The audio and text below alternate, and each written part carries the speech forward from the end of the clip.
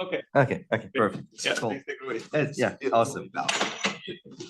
Can we start? Yes. Cool.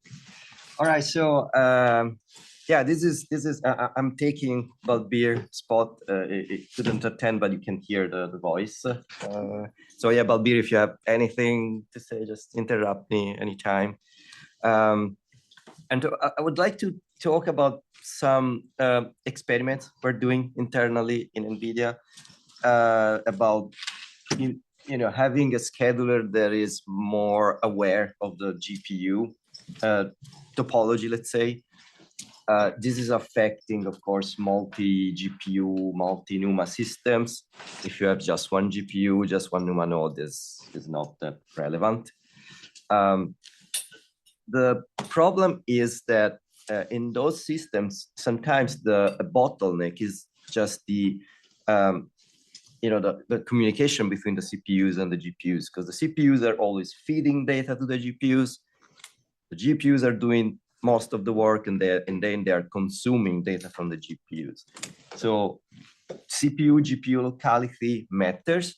And if you have, let's say, a task that is running on some CPUs that are close to NUMA node 1, and they're using the GPU that is close to NUMA node 0, then it's not that efficient. You may actually want on NUMA that then the CPUs and the GPUs are on the same NUMA node.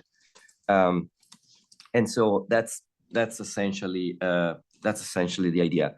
So the current approach is what customers are doing is they just do manual pinning. So they know what they're doing. Sometimes they don't. But when they do use numactl to just pin the task to a particular NUMA node. So the memory would be allocated on that node. And if they know that like GPU 0 is close to NUMA node 0, they just do numactl on NUMA node 0 and everything works.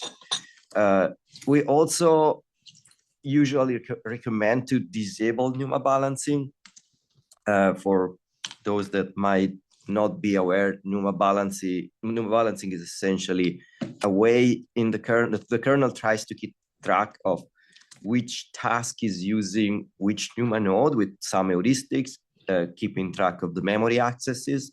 And if it finds that a task is misplaced because it's running on CPUs on a certain NUMA nodes, and it's accessing memory on another NUMA node, it can do two things. One is to inform the scheduler, and the scheduler can migrate the task, or it can migrate the memory, one thing or the other, depending. Like if you have a lot of memory to migrate, then it's easier to migrate the task. If you have a few pages of memory, then it's just easier to migrate the memory. Usually, we are recommending to disable NUMA balancing because sometimes when this memory unmapping and remapping is happening, if it's happening in a critical phase in the whole CPU GPU pipeline, it may slow down the entire workflow pipeline, and because of the page faults and the remapping as a cost. So right now, I mean, there are ways to prevent this misplacement, but it's all manual. It's up to the user, and we were considering can we do something in using SCADX? Can we do something in the scheduler to have a more intelligent task GPU placement? And the other thing is that the manual pinning and disabling NUMA balancing, it sounds a bit like static partitioning essentially, because you're not doing an optimal usage of resources. And it requires some knowledge. So if you have control on your workload, if you know exactly what your application is doing, then great. If you don't, then maybe you're doing something not very efficient. So here's the idea. Sorry, I was going to add something to that. In some cases, you also end up with stickiness behavior where the page cache may come into the wrong NUMA node. And until you clear the page cache, you will keep paying that penalty. when you use the GPU that's in a different NUMA node. So sometimes you have to clear the page cache. The customers get, or users get the setup wrong when they're starting. Unless they're aware of the topology and where the memory is allocated, they might continue paying the overhead. Just restarting the workload will not help, no matter what sort of NUMA CTL arguments you use. So you have to get this right from get-go. Yeah, correct. So it's all the memory in general, like page cache, anonymous memory, and devices. So there's CPUs, memory, and devices in any form. Yeah. So yeah, the idea was to do some experiments with a SCADX scheduler. We have a prototype implemented in SCX Cosmos, which is a SCADX scheduler. And the idea is to like collect task GPU usage statistics from user space. Cosmos essentially is for those that are not familiar, is a scheduler that is written. There's a user space part, which is a regular user space task implemented in Rust, and a BPF counterpart that is the actual implementation of the scheduling policy. And so the cool thing about BPF is that the user space task that loads the BPF program they both share the address space, and you can use data structure to communicate. Yeah, you can collect information in user space, and you have the user space visibility, and you can populate data structures in BPF and consume this information from BPF, and vice versa if you want. So the idea was to collect some utilization statistics using the MVML library. It's a NVIDIA library that gives you utilizations in terms of GPU memory, and SM is the streaming, multiprocessing, whatever. It's like GPU utilization in the form of kind of CPU utilization. The idea right now, the idea is really simple. If these two metrics exceed a certain threshold, we assume that the task is actively using that particular GPU. So we populate a BPF map with that is a simple PID node table, and the BPF scheduler on task wake up. Well, we actually have two approaches. One is like purely task wake up. So on task wake up, we can check if the task is running in the preferred node, similar to NUMA, to the preferred node in NUMA balancing. If we find that it's not running in the preferred node, we just trigger a migration.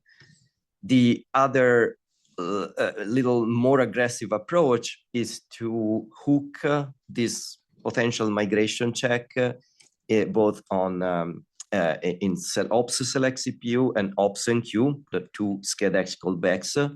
Select CPU is essentially task wake up, and ops enqueue is the task re-enqueue that happens every time that the task expires its time slice. So it's quite aggressive, like if we do it in both, and it's configurable. I mean, we can decide whatever we want to do. Of course, if we do in ops enqueue as well, we would catch also tasks that are like never sleeping, so they are CPU intensive. Yeah, so that's the prototype that we have been experimenting. Everything clear? Yes. So potential issues and caveats of this approach. Sometimes the CPU migration is cool because, you know, okay, I'm using GPU 1 or I'm using GPU 3. Fine, let's just move the task close to the GPU. But what happens if the memory that the task is using has been allocated on a remote NUMA node? What we end up doing is like migrating the task, but the memory is still in the other NUMA node. So we still have the task accessing, like it's fast as accessing the GPU, but then it's slow at accessing the memory. So we need NUMA balancing for this, but we need the memory remapping part of the NUMA balancing so that, you know, we migrate the task close to the GPU that it's using, but we also want to migrate the memory close to the GPU. So that's one thing that we haven't addressed yet. The other thing is similar to, well, kind of similar what the cache-aware scheduling is doing. Like if you have more threads that are communicating each other, you just don't want to migrate the thread that is actively using the GPU. That thread may have other threads that interact with. So if you just migrate a single thread and you keep the others on a remote NUMA node, that's not really efficient. So you want to migrate everything, or you want to just migrate the task, the thread that is accessing the GPU, that's something that it's still an open issue that we need to explore. And the other thing is like this rebalancing, these migrations may go against the load balancer, because you may end up, if you have a lot of tasks using a GPU, you may end up packing all the tasks on a single NUMA node. And so this needs to play together with the load balancer. And load balancer, I mean a load balancer implemented in the SCADX scheduler at this point. Because I mean the two things need to play together in a proper way. Some results. So this is just one question. Yes, sure. For the first part where you told that you can't move the memory, you can still send information from the BPF to the user space, and that can do that, right? You don't. Say it again, Pratik. You can. So once you move the task and you want to move all its memory footprint to that node, you can just send a signal from the BPF side to the user space, and probably user space can run a numactl then saying that, hey, the memory needs to now come from the node 1, and maybe move everything here because the scheduler is absolutely here for a while. Absolutely, that's totally doable. It's a user space approach. It depends how, let's say, it depends how fast you want to be, because numactl has, of course, it's not the fastest way. The other approach could be to, I was actually considering to do that, like change NUMA balancing to add like a per task flag to say something like, prefer scheduler migration or prefer memory migration. And then in the NUMA misplacement check, if the flag is set, I would like always trigger the memory migration or always trigger the task migration, something like that. I mean, that's probably, that's another approach. The advantage is that you don't have to go through the user space to do the numactl, but right now that's doable, absolutely. But then at some point, someone might come and say, hey, why do you need NUMA hinting points? I will go to, I have this BPF way to guess which pages are shared, and I know this. Can you give me another hook? Yeah, so so the thing is, like, you have much better visibility in user space. So in a way or another, this can be absolutely driven by user space. Yeah, right. That makes sense. It might be actually the right thing to do. Also because, again, going here on the results, so the first bar, okay, this is FPS. It's a RegNet. I don't even know. It's like AI image processing or something like that. And the metric is FPS. So the higher the bar, the better. The first one is just default settings. This is not with default. Let me see. Okay, so default is like the default scheduler. Fair. And this is without any affinity. The first bar is without any affinity ints.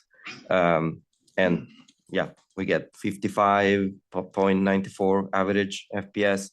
If we do the numactl, because this task, this workload is essentially using a GPU 0. Was a system, it's a GB200, 4 GPUs. If we pin the task on NUMA node 0, we get like almost twice the amount of, not twice, but from 55 to 77, it's a huge speed up. And that's enough to like address the problem more or less. if you're the only user of this machine and you are okay with almost doing the static partitioning. The other bar is the last one is with Cosmos with the GPU auto-affinitization, the simple mechanism that I mentioned earlier, and yeah, we get even better performance than the affinitization.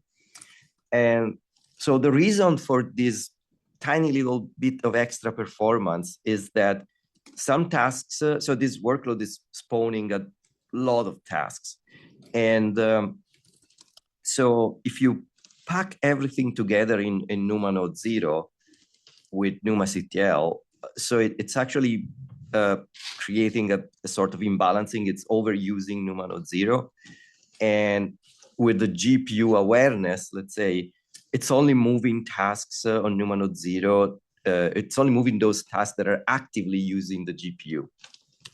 So, you know, those tasks that don't need to use the GPU, they can also bounce on NUMA node 1. So it's a better usage, more efficient usage of resources. And yes, Julie. How many tasks are there? Is it more than the size of Yes, it's more tasks than the CPUs that are present in NUMA node 0. That's why we get a little bit of extra performance. And this is, you know, this was a very fortunate use case because it's creating more tasks than the NUMA node, and because there's not much communication between the extra tasks and those that are going that are actually using the GPU. If there's more communication, of course, it's better to pack everything in the same NUMA node because of that. So it's kind of a special use case, but essentially what we are missing is this one. I think figuring out that the tasks that are, if you have many tasks that are operate on the same shared state, you don't want to spread them out. You actually want to pack them together. So this case was convenient for this scenario, but sometimes we also had workloads that are regressing using this approach. And the reason in this case for the regression is mostly or did I mention? Anyway, it's the fact that they have memory on the other NUMA node and they're using the GPU on a separate one. So that also needs to be fixed in either by doing what Pratik was suggesting with the numactl from user space, or doing some tricks in kernel. But probably, yeah, thinking more about that, probably the numactl is fine. Like, I mean, you don't need to be perfect every microsecond. Like, it's probably acceptable. And yeah, so future work and things to think about. So what we are trying to do with this mechanism, we are trying to infer the task behavior. Like, is the task going to use a particular GPU or not? It would be really nice to get some hints from the user space framework that is managing the GPUs, for instance, CUDA, for example. Because if we get some hints on the intention of the task in advance, we can do the numactl, for example, in advance and not post facto, which would save us the potential migrations and stuff like that. Of course, we need some hints from the framework. A good thing is that in BPF, so we don't have UAPI restrictions, and we also have the user space part. So, like, to implement this sort of communication or hinting from user space and BPF, we don't need to. I mean, we have let's say enough freedom to introduce arbitrary interfaces. And yes, Christian. It would be these non-GPU tasks use the same memory as this GPU task. That would be your idea.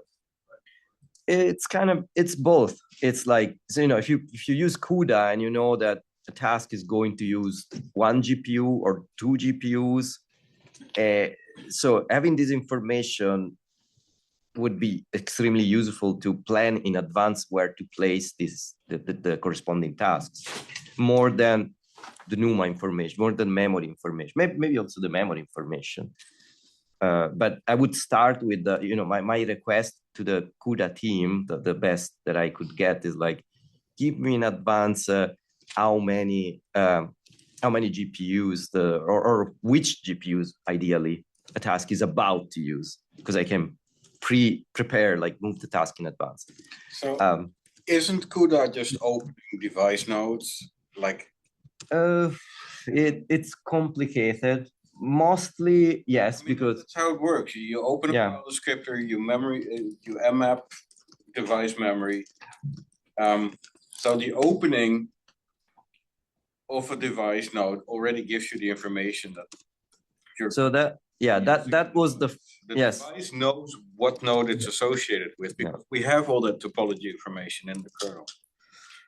Yeah, that was actually the first implementation of this mechanism. I was actually catching with K-probes. I was catching the mmap and fopen on the device, resolving the GPU ID, and consequently resolving the node ID. And I was building the BPF map exactly in this way. Then I moved to the user space mechanism using the NVIDIA library, because I was noticing that lots of tasks using CUDA, they actually open all the GPUs in the system. Like, they go 0, 1, 2, 3, 4, they create 4, 5, they create 4 or 5 descriptors. And I'm like, okay, which one are you using? And then after doing that, they use the one that they want. But then I'm like, I lose. I mean, that doesn't give me any useful information. So I added the mmap, because with mmap, at least I was able to figure out what they were doing. It ends up that they use also a map to do some, Balbir. Yeah. Oh, sorry. I was going to say there are some temporal patterns as well. Like a task may use a particular device for some time. And when it's done with that, it might like queue up a task to another GPU, especially if it's using more than one GPU. And that sort of information is, like, I think can best come from user space. Although we can detect it using K-probes, like you were saying, Andrea, and what you were saying, Peter. I think that's Peter. Yeah. So with user space, you have a more reliable. Well, it's not reliable, but it's better. Let's say best step for better. But it works. So after we changed that, more workloads started to behave better. Of course, because it's like, if you're using a lot of memory from the GPU, or if you're using a lot of computational capacity, that means you're actually using the GPU and you're just not opening and closing. And so, that works. And it was easy to implement these hints, because like I was saying, we don't have to introduce new kernel interfaces, because we can do that in user space, between user space and BPF, and using BPF maps. Yes, Ryan? On the hints, it seems like we've seen a few different versions of this. I remember there was one, I think it was a prior LPC presentation that David sent me that was talking about qualitative hint categories, like 4 of them. With LAVD, we're experimenting with more quantitative hints. And I was just wondering what form of hints you're thinking of, or what the trade-offs are there. You mean from what kind of hints from CUDA, or or for the scheduler? Well, just from user space in general, like what it should communicate. So you said marking short critical.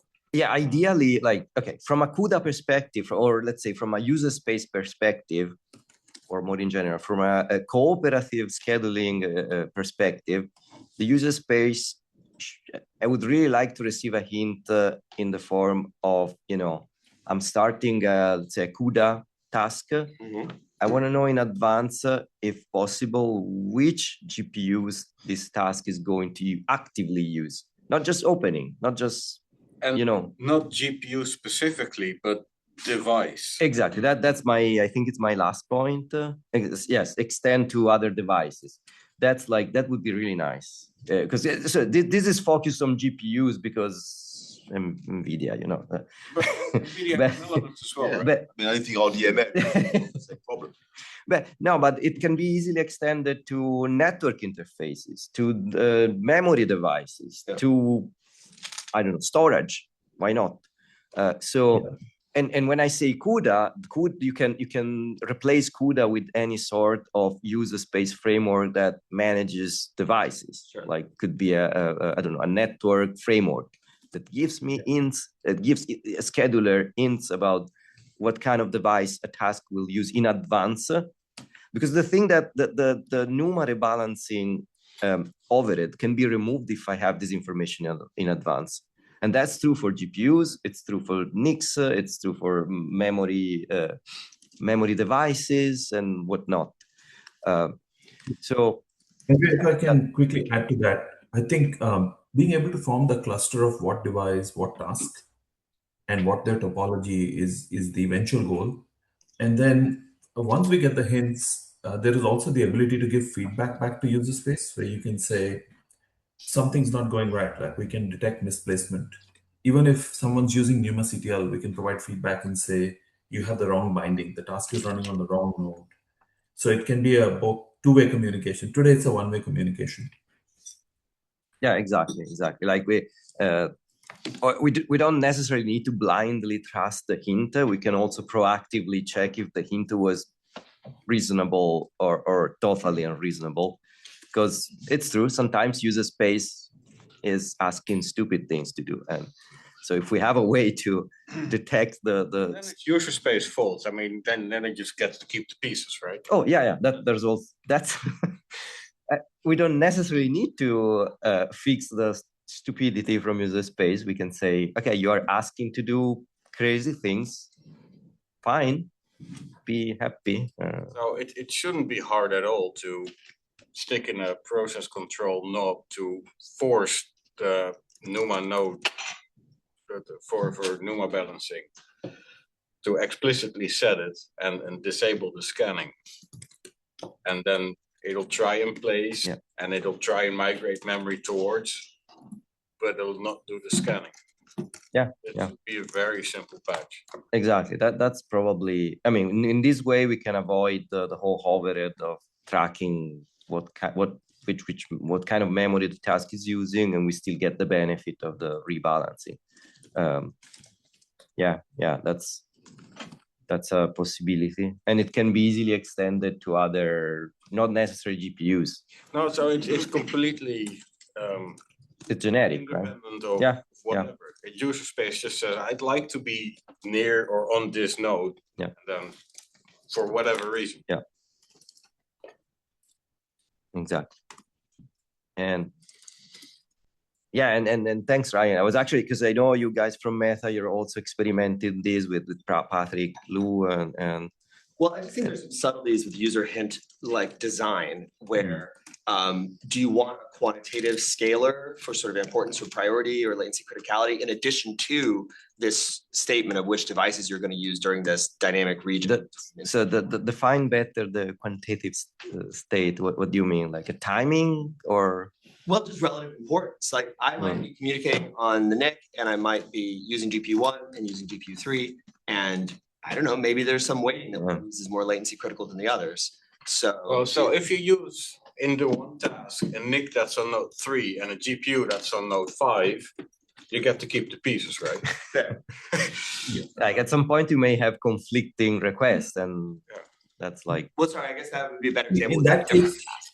In that case, we're hoping we can provide feedback using the BPF map, saying you got the configuration wrong. I think user space will know about it because the performance will suck. But it's also a good way to let them know that the task was not placed at the right place. Yeah, exactly. The user space part can do all the kind of logging and stats reporting and whatnot, so that people can also have a feedback. Like, okay, I have this framework, I have this workload. We detected some conflicting requirements, something like that, and the sysadmin can potentially fix or ignore or He's do the one whatever. that got you into this trouble to begin with, right? Well, yeah. One of the motivations for this work was just the fact that benchmarking is so varied today. Like we get numbers from various teams, and sometimes they use NUMA-CTL, sometimes they don't. So it's hard to compare numbers unless everybody's following the same procedure. And we were hoping with something like this, we could reach a stage where independent, like we could try and take away some of that overhead of system admin. Like they have to know everything. They have to know, oh, I have to do NUMA-CTL. If I get a container, I need to know which NUMA node the container got placed in and use the right NUMA-CTL setting. The goal was to sort of try and alleviate the pain with respect to all the settings that admins need to do. Yeah, exactly. And even like we experience this internally across different teams, but the same can happen with customers. Like sometimes they say, you know, I ran this workload, the performance are horrible. And then maybe we find that they were not, I don't know, they were misplacing the tasks or something like that. So if we can kind of prevent these situations in a more genetic way, that would be interesting. LLM diagnose the problem. So sorry, Peter, what? Have AI diagnose the problem. AI, yeah. Yeah, have the user space part, like attach an AI agent. Like, well, why not? Yeah, and maybe that's part of Ryan point. Like the other thing could be, you know, this is just, so we talked about placement hints. Another thing could be on timing constraint. Like we know in the whole CPU GPU pipeline, there are certain phases that the task is interruptible every time. But if you preempt a task when it's, I don't know, when it's going to submit some activities to do to the GPU, if you stop the task there, you may end up slowing down the entire GPU pipeline. So that's another kind of hint that the framework can give. Again, not just the GPU, it can be also a network interface when you are in the critical phase that, you know, you're submitting some jobs, don't stop the task, something like that. And this is more or less similar to the locking thing. Yes, Chenggu. So in some sense, from a high-level perspective, the information that scheduler need to know is that if suppose there is a task, that how frequently this particular task is interacting with each I/O devices, right? Including for example, network card and storage devices or the GPU devices. Maybe we may come up with somehow abstract metric to the frequency of the interactions with the I/O devices. So I was also thinking about that. I don't like very much the probability approach because what can happen, you start a workload and that particular workload is frequently using certain devices or certain GPUs. And then like after 5 seconds, you start another workload and it's doing completely different things. So if I keep track of the past, I may end up mixing workloads and I may end up having conflicting requirements. But of course, in the long run, maybe it's a non-problem because maybe we care about, you know, statistics in the long run for long-running workloads. So that's also a valid approach. At least, for example, if we have some mechanism to somehow measure the interactions between the task and our device, then suppose that if the user gives us some wrong hint, we can actually give some feedback to them based on our observation, right?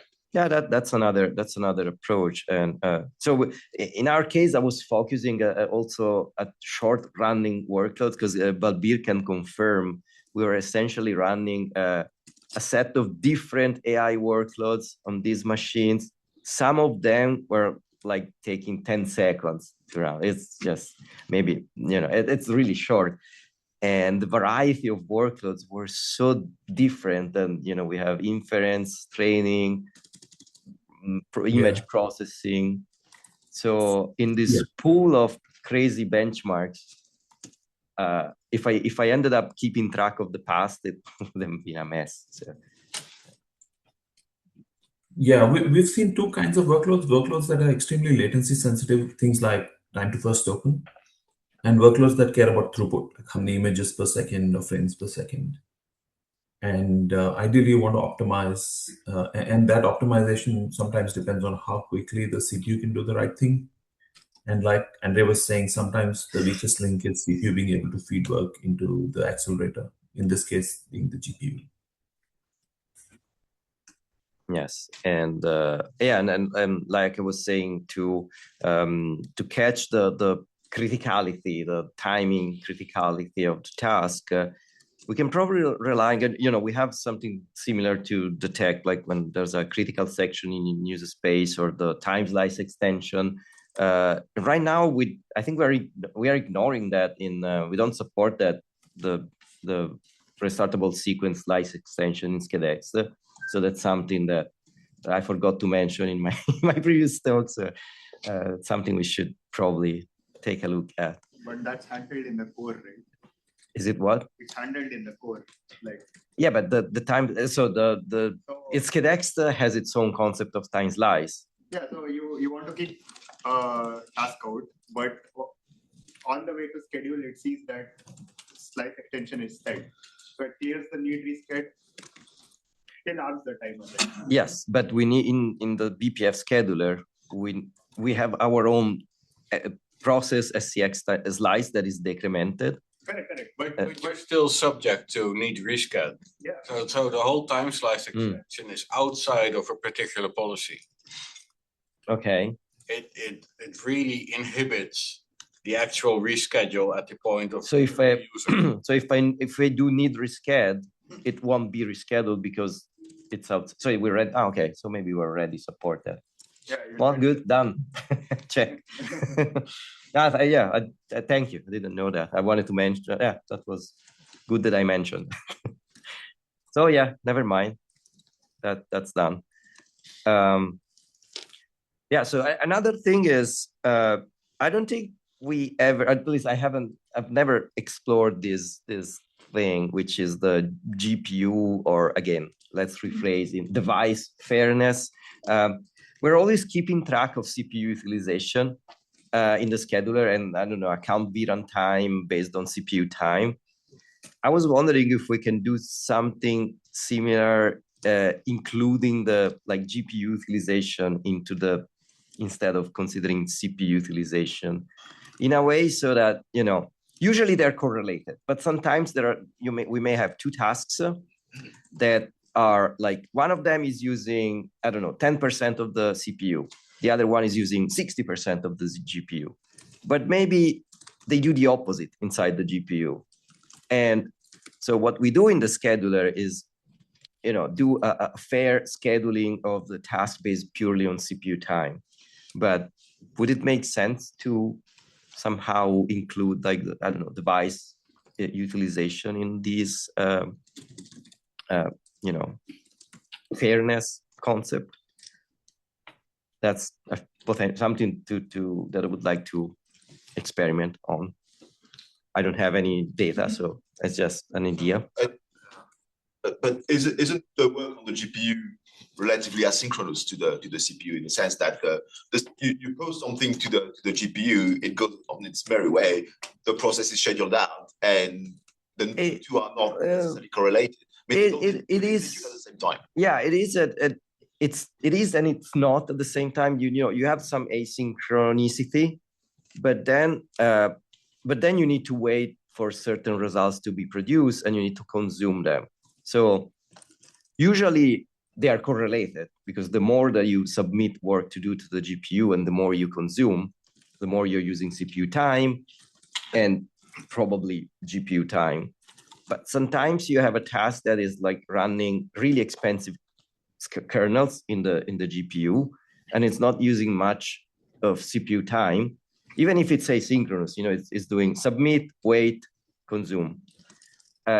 And in this scenario, like if there are multiple parts using the GPU, like now either in a multi-tenant scenario or even in a single user scenario, sometimes I was wondering if we can speed up the whole pipeline by giving some sort of I don't know how you avoid a situation where you have a GPU hog and a task that is extremely CPU lightweight that just sends one task to the GPU that is going to take hours. Yeah, that case you can't do much But like that. That's the thing. How do you gauge that?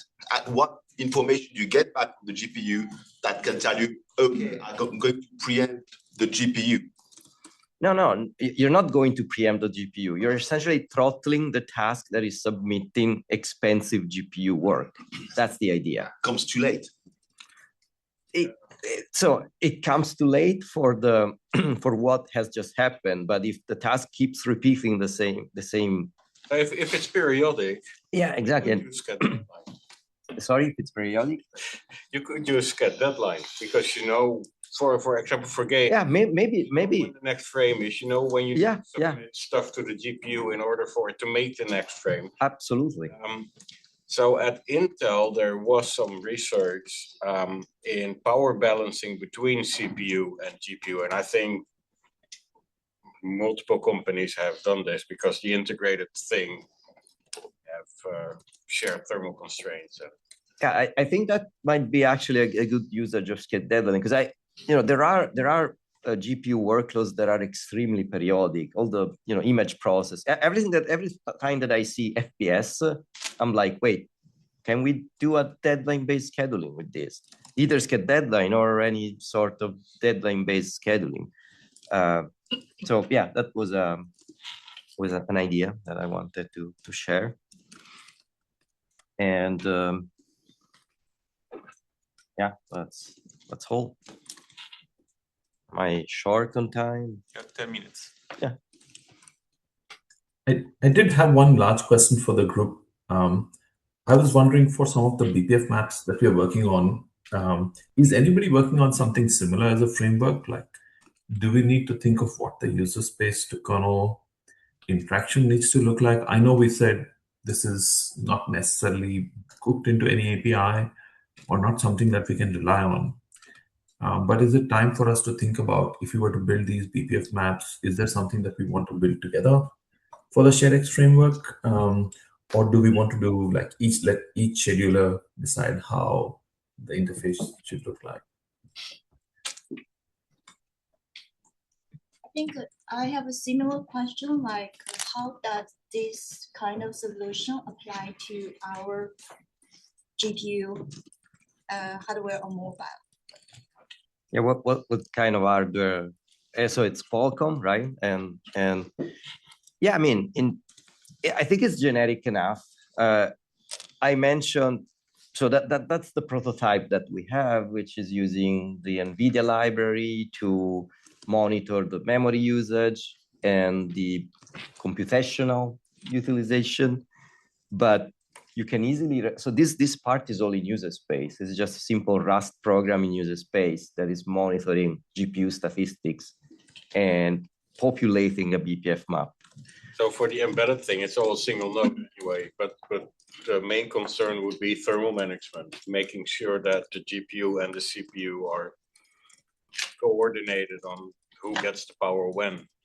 Okay, that's, yeah, of course. One issue, we used to have the IO weight boost, we still might have.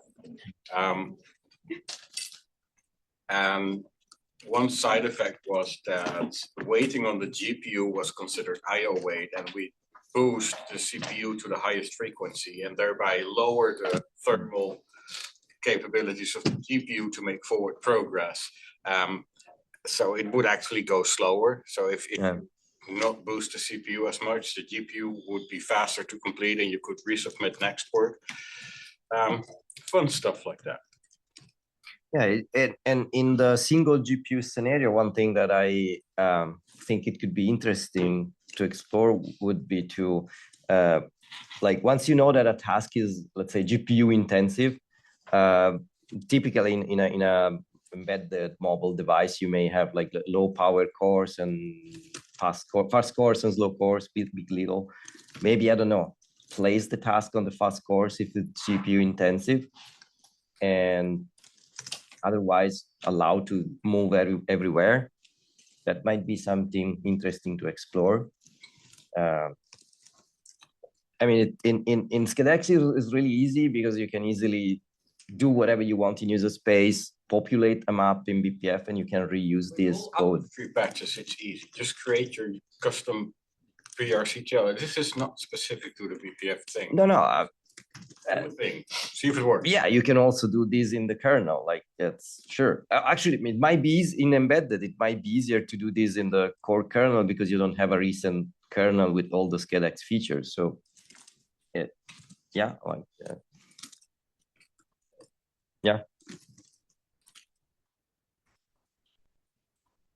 Oh yes, come on. I can answer like what Balbir was asking, like about the whether we should standardize on an interface. So yes,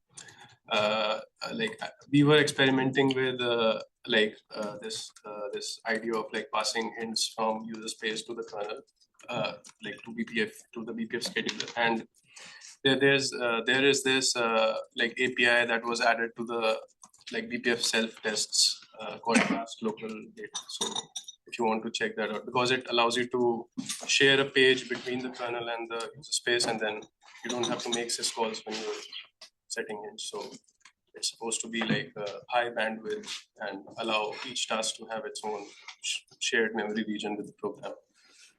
Yeah, so this is like a way to more efficiently communicate between like and also like it allows you to be isn't it BPF arenas based?